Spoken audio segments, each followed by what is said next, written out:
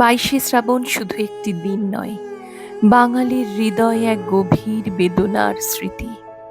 এই দিনেই আমরা হারিয়েছিলাম বিশ্বকবি রবীন্দ্রনাথ ঠাকুরকে। সেই মহান কবিগুরুর চরণে বিনম্র শ্রদ্ধা জানিয়ে আজ আমি শুরু করছি ২২শে শ্রাবণ কবিতাটি। আর্যতীর্থের লেখা।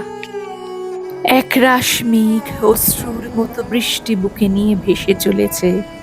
আকাশ তাই দেখে অবাক। ব্যাপার কি? এত কান্না নিয়ে মেঘ কোথায় যাচ্ছে?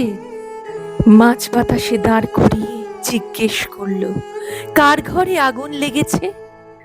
শ্রাবণ তো শেষের দিকে, এখন আবার বৃষ্টির তলব কে দিচ্ছে? মেঘগুলো একটু চুপ করে রইল।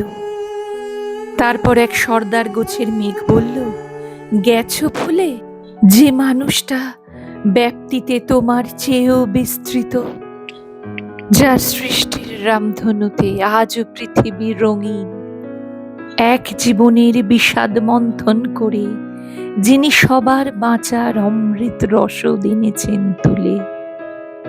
আজই তো সেই স্বপ্ন পথিকের চলে যাওয়ার দিন। ভুলে গেছো তুমি আকাশ?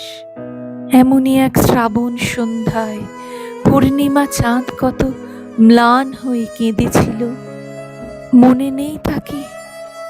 বাতাসও সেদিন এক নিদারুণ হাহাকারে শুনেছিল কোটি হাহুতাশ। কতটা আঁধার হয়ে শোক নেমেছিল।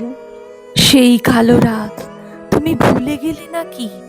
আকাশ স্তব্ধ হলো, তার মনে এলো সেই পরিচিত মুখ, সভ্যতার শেষ ঋষির। পথ ছেড়ে সে মেঘেদের বলল, যাও পৃথিবীকে দেখাও কতটা বিষণ্ণ আজও আমাদের মন।